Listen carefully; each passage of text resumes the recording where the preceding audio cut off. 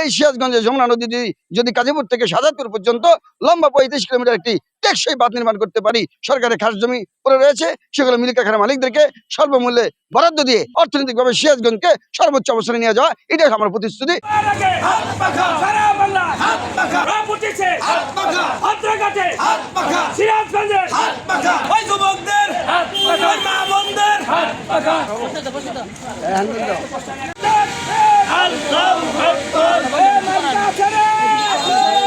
ইসলামী আন্দোলন বাংলাদেশ সিরাজগঞ্জ সদর এবং কামারখন্দ আসনের পক্ষ থেকে আমি মোহাম্মদ মহিবুল্লাহ হাত পাখা মার্কা প্রতীকে নির্বাচন করছি। আমরা সিরাজগঞ্জের এবং কামারখন্দের প্রত্যেকটা ইউনিয়ন, প্রত্যেকটা এলাকায়, প্রত্যন্ত অঞ্চলে আমরা যাচ্ছি।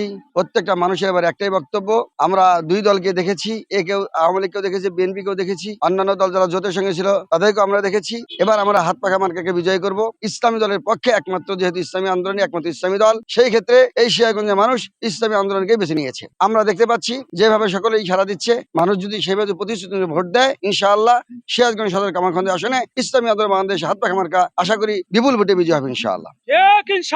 আমাদের বক্তব্য হলো যে আমরা যদি এই সিরাজগঞ্জ সদর এবং কামারখন্দ আসনে যদি আমরা বিজয়ী হতে পারি, আমার সর্বপ্রথম প্রতিশ্রুতি হলো বেকার যুবকদের কর্মসংস্থানের ব্যবস্থা করা, মাদক মুক্ত, সন্ত্রাস মুক্ত, চাঁদাবাজ মুক্ত, বেকার মুক্ত, গুম খুন হত্যা মুক্ত এবং ন্যায় নীতি ইনসাফ ভিত্তিক একটি সুশৃঙ্খল সমাজ গঠনে আমরা বদ্ধপরিকর। আমাদের চিন্তা ভাবনা হলো, আমাদের এই সিরাজগঞ্জের সবচেয়ে বড় দুঃখ হলো যমুনা নদী। আপনারা জানেন চীনের সবচেয়ে দুঃখ ছিল হুয়াংহো নদী। যেই হুয়াংহো নদী আজকে কারণে চীন অনেক দুঃখ দুর্দশা ভোগ করতেছিল, হুয়াংহো নদী শাসন করার কারণে সেই হুয়াংহো নদীর পাশে হাজার হাজার মিল কারখানা করে ওঠায় সারা বিশ্বের মধ্যে চীন আজকে অর্থনৈতিকভাবে সবচেয়ে সর্বোচ্চ অবস্থানে রয়েছে।